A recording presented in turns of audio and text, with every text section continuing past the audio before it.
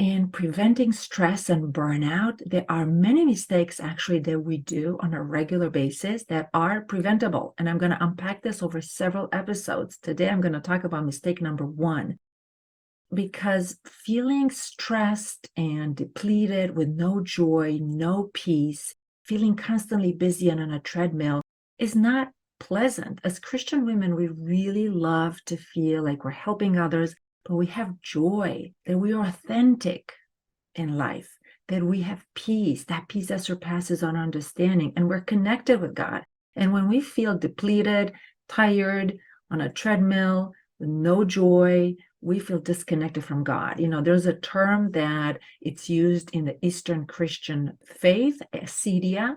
People pronounce it in different ways. But this idea that we get like blah, like there's no interest, like, can I just stay on the couch forever kind of feeling.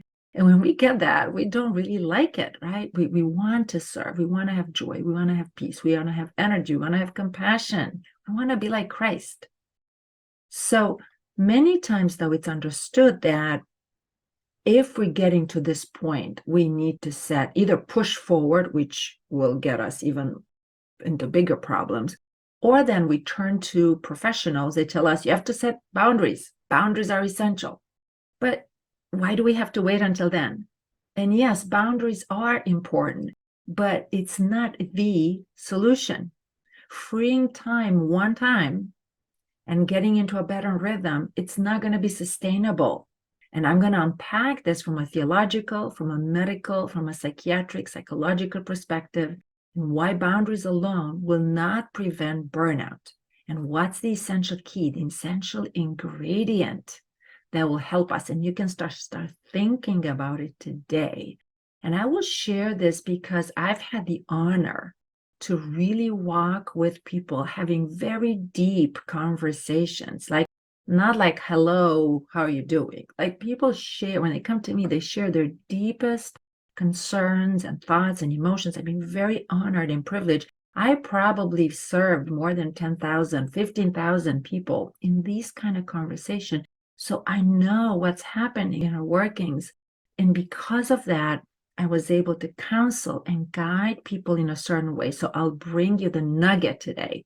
So if you're a regular, welcome back. And if you don't know me, I'm Dr. Ioana Popa from Team for the Soul.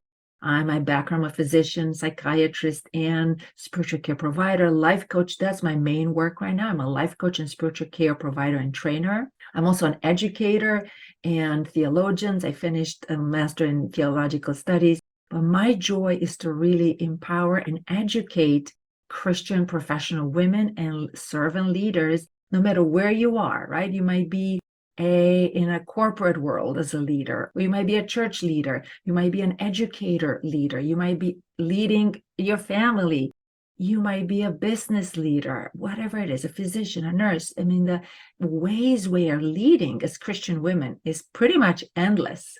So I love to empower you to really grow in Christ and move from burnout to joy, from a sense of loss and grief to hope, and also to find the highest potential to transform in Christ as myrrh-bearing women, because we have a special privilege and gift from God as myrrh-bearing women of our 21st centuries. So with no further ado, let's dive in.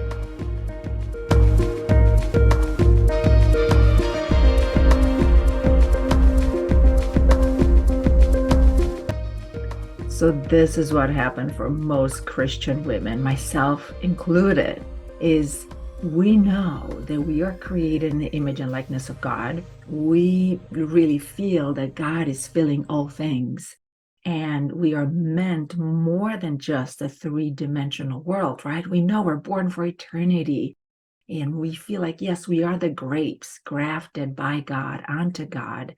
And we know we're invited to partake of the living waters when we go to church and through our day, through whatever we're doing. And if you're from an ancient Christian tradition, from Orthodox faith, we know that the liturgy, we partake of God as we go for liturgy and communion. And then we are charged after the liturgy to go out and continue the liturgy after the liturgy, how Father Alexander Schmemann talks about. So what happens after Sunday? Or even through the week, we might feel all of a sudden inspired. We might have an answered prayer. We might feel this renewed energy, and we want to give more and more to others to really follow Christ. And many times we say yes to so many things. And after the liturgy, or after an inspirational moment, as we feel connected to God and renewed in our faith, we want to pour out our mind, our hearts, our bodies, and soul in working and serving others in Christ. And we want to do that with love, with compassion. So we start saying yes to more and more activity. So all of a sudden, in this excitement, and I know intimately because this has happened to me so many times, and many Christian women share this with me as well. We want to do plans, we want to do projects, and we feel like, yes, we can do it. We get that in excitement and empowerment. We feel alive, we feel connected. And on top of that, because you're probably very good at helping others, you're compassionate, you're resourceful, you know how to brainstorm. People come more and more to you and they ask you for suggestions. Your neighbors are reaching out, people at church, in different ministries, they want your genius because you're so good. And what happens, never mind, we have our family, we have our vocation, our work, our profession as well. But at some point, we realize we have too many balls in the air.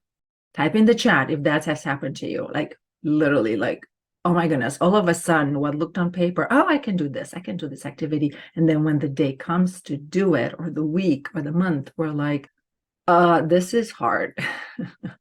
This is really hard. But because we are so loyal and we want to continue to help others, we are going to push through. We're going to push through our barriers. We're going to push through our sleep.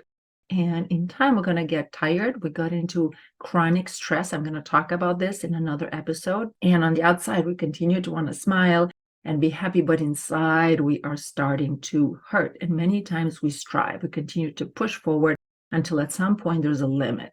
Enough is enough. And then we start just realizing that we need to set boundaries. There's just no other way around. And boundaries are important, mind you. But setting boundaries as the solution. So I say the solution, meaning number one solution. It becomes all of a sudden a red flag in our brain. That is not actually what's going to help us in the long run. And I'll explain why, and I'll explain also what to do, how to fix this mistake today, because boundaries alone will not prevent burnout, for the simple reason that when we set external boundaries, but we don't change our inner workings, we're going to go into a new situation and we are going to repeat it. This is why this happens so much in our culture. People get married and then they think, oh, this is not the right partner. And then they divorce and then they try with another person. But the same issues are going to come back over and over. And sometimes there's a second divorce or a third. And I'm not saying this, that divorce sometimes is not happening. It happened to me. So I know sometimes those are difficult situations to go forth. And I know second chances are possible. My husband and I, we are a witness to that yes, marriage in the likeness and image of God is possible. But what I'm saying is switching a relationship in a hope, just in the hope to find a new partner and fix this without doing the inner work is not the solution. Or changing a job or changing a vocation, again, in the hope that maybe the new environment is going to fix this. In the long term is not going to work unless we also do alignment and work towards balance inside. And I'm reminded of Matthew 23:26 verse saying, first cleanse the inside of the cup and dish, and the outside may be clean as well. So if we just do the external cleaning, so to speak, it's not going to have an impact internally. So I will share with you how to correct this mistake and what might be an upgrade in a mindset today. But before I do that, let me summarize the physician perspective, the psychological perspective, and also the theological perspective. I will start with the theological one. We tend to forget that God created us as holistic beings. We're psychosomatic beings. We're not just soul or just body. The soul and body are like this, intertwined. In my theological studies, that was very much stressed, that we are formed and shaped, and we're giving a unique body and soul. And then even after resurrection, like Christ, we resurrect with our bodies, right? We don't know that. It's all a mystery. But Christ showed that way to us. So we're psychosomatic beings, meaning our mind, our emotions, our heart, our soul, all intertwined. Now, here's what happens from a medical perspective, which as a physician, I'm always amazed how God created us in just so amazing and balanced way.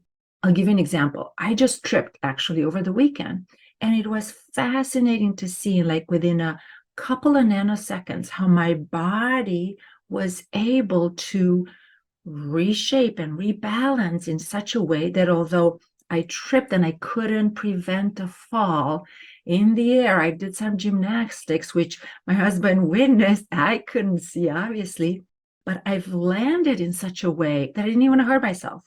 It was absolutely amazing. So our body works as a symphony, works as a system. And knowing as a young physician, you're trying to fix this problem, high blood pressure, or heart problems, or a psychiatric problem. And if you don't pay attention to the entire body, mind, and emotions and thoughts and reactions of all our organs, things will get out of balance. So this is a medical principle that if one organ is out of balance, the others are going to try to compensate towards balance. But what happens if we override our reactions? Eventually, we're going to get out of balance, which will bring more problems, which is exactly what we can see when we try to give too much and then try to just set boundaries. That setting healthy boundaries on an external level, it's only going to overcompensate, but is not really addressing the problem and keeping us balanced to prevent burnout. Now, my third perspective, from a psychiatric perspective, where I worked for many years and decades, including being medical director and leading teams, and also in my private practice, I've had the best impact when I've included the biopsychosocial model, which was started first by Dr. Engel in University of Rochester, where I trained. He did that years before and decades before I joined the team there. But this idea that you don't just approach one problem, you think globally and holistically. So we were always thinking about what are some of biological needs from a body perspective that we can address with medication, and in the same time, emotional needs and mind needs through therapy, and in the same time, relational needs, addressing family dynamics, and in the same time, social integration and vocation, and so on and so forth. So all these things are bringing clues. And actually, from internal family system, working with parts, it's the same thing, that every part has a function, and we together as a system, we work holistically from the true self. So you can see there's so many perspectives that bring this idea, including psychosynthesis, which brings this idea of holistic integration and alignment with our will and our awareness. So you might wonder, well, what does it have to do with preventing burnout and growing holistically in Christ? Everything. Because the mistake most of us do, including myself, is that as we go about our life, we get so excited about Christ, we might start ignoring maybe our needs, our emotions, our needs to be connected, our needs to be appreciated by others. We might ignore our thoughts, our mind. We might ignore our vocation, not to mention our soul and the perspective, the eternal perspective. So no matter what we do, if we ignore some of these elements, there will be a backlash. There will be an overcompensation, like I've explained how it works with physical organs in our body in a medical perspective. So when we are trying to also bring the solution, that it's only one-sided, like, okay, now I'm burned out, I need to set boundaries, that it's a one-sided solution. It's not a holistic solution. So we might say, okay, I might need to set boundaries right now. I might need to say to change my job. I might need to move. I might need to change my relationship. I might start dreaming of living somewhere else, and et cetera, et cetera. So when we start thinking that as the only solution, we forget about our inner workings and our inner alignment, and it's easy to get out of balance. And then if we do all these changes without the inner changing, then we're going to end up, many times people do that, in the same situation because the inner cup is not changed. Can you see how this happens? And I'm here to speak because I've tried all of them. I've changed my vocation so many times. I've changed from, I burned out as a physician, then I switched to education. Well, after years, I burned out as an educator, because my alignment was not changed. So I had to do my inner work. And it's not necessarily, and so it takes hard work, but it's not impossible. It's not impossible. With God, all things are possible. So external boundaries alone will not prevent burnout. And this is what happens with people going into the desert, right? They set boundaries, or sometimes they go to monasteries. How many people go to monasteries to only realize afterwards the monastery is not for them? Why? Because they went to monasteries and felt really good. Now, there's some monastics which are really, that's their vocation, and it works for them beautifully. But many people want to be part of the monastery, and I hear stories of people trying and then leaving because all of a sudden they're like, I need boundaries. So I'm going to cut off the world. I'm just going to the monastery. I'm not going to worry about job or work or family, and everything is going to be fine. Well, in time, the same issues will come up.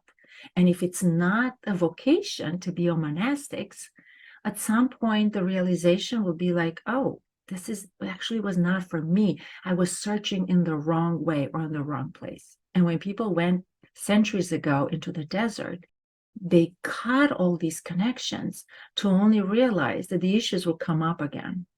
So no matter where we are in our journey, living in the world, but not of the world, or living a monastic life, we all have to deal with our inner cup or their inner workings. Somehow, we cannot avoid it. Eventually, it'll catch up with us, as it caught up with me more than a decade ago. And I had to do the inner work. And when I did it, actually, there was not a lot of programs. That's why I'm so passionate right now. And I put all my hats together, right? All that I've learned from science, from psychology, as an educator, as a life coach, as a spiritual care provider, as a theologian, to create a weaving process that would allow us to do this without having to take drastic measures. So the solution to fix this is to always think of balance and alignment. And there are many ways of thinking of balance and alignment in the inner world. The fastest and quickest way that I've discovered, which will help you and which helps me as I go through my day and I'm super busy, is to think of 4 levels, right? I mean, there could be, if you think of multiple intelligence, there are 8. If you think of Enneagram, there are 7. If you think of internal family system and parts, it can go to whatever. I have 80 parts. I mean, there could be so many layers of parts and so many layers of complexities here. But the easiest way to keep remembering this is 4. Body, the somatic aspect to it. Heart, meaning emotions. I'm using heart, how we're using it in 21st century, right? When I say, oh, my heart, I'm full of love, we're talking about emotions.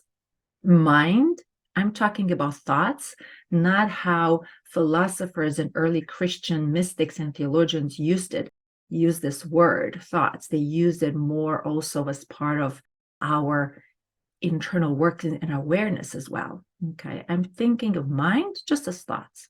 And number 4, our soul. And again, I'm not going to get into lots of wording here. Some people might call it spirit. Some people call it awareness. There's something beyond this that we all have access to it. And we all encounter that is beyond our thoughts. It's beyond our emotions and it's beyond our body sensations. And these 4 levels, if you remember all this is the nugget for today. Just remember alignment and balance on 4 levels: body, mind, thoughts, heart, emotions, and soul, spirit, true self, image and likeness of God, right? There's so many names here that we can use.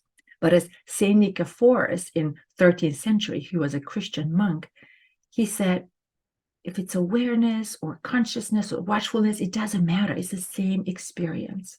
So down to the bottom, down to the bones, 4 areas of alignment. Do that throughout your day. The way you eat, the way you drink water, the way you might move, to think of also, let me check with my emotions. Let me check with my mind. How is my mind doing? Is my mind cluttered? Do I need some break? How is my spirit doing in my soul? And keep nourishing and regenerate and get connected to Christ. Stay on the vine. So to summarize, what you can do to avoid this mistake, only focus on healthy boundaries, which can give to too many dramatic changes in your life. It's actually to start thinking of your inner cup first. Think of balance and alignment, body, mind, heart, and soul. And I'm going to name this again, the quote, which I love, from Matthew 23:26. First cleanse the inside of the cup and dish, and then the outside of them may be clean also. And the more you practice balance and alignment as your earthly vessel, as God's temple on a daily basis, the easier it's going to become. Our brain is moldable, plastic, how they say plastic, not like I'm using a plastic cup here, meaning like plasticity. It's able to change and shape. And we usually see changes within 3 to 4 weeks, and then we can sustain them and taking small steps, so small that we cannot fail. And that's my encouragement and prayer for you. All right, so try this, start shifting your thinking, ponder this idea that external changes alone might not be enough. Start also working through your inner alignment and balance. And if you need some help, you've got my free resource, Daily Renewal Template, right, for Christian women. I've shared this before. And if you want also to jumpstart this process at a very affordable price, get my Growing in Christ program, where you get a small course every month. It's a nice space. You get supporting emails. It's a very gentle process, so you can continue, you balance body, mind, heart, and soul, and continue to deepen in a very nuanced way. And you can go to teamforthesoul.com, our website, or I'll put the link also in this episode. But I'm here to support you in any way I can. Now, you might also decide maybe you want to work with a mentor or a guide or life coach or a therapist. There are many therapists outside. I'm going to share some resources in here right now with you. You can look into internal family system. If you want an internal family system therapist, they have a way to look to search for where you are.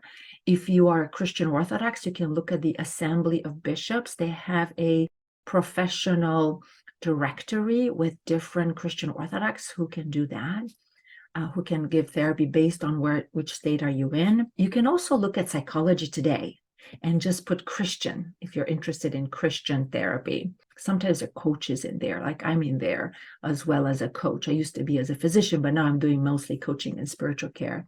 Of course, if you want to connect with me, and you can check with me if you have questions like, I don't even know where to start, do a clarity call with me. I'll put in the link as well.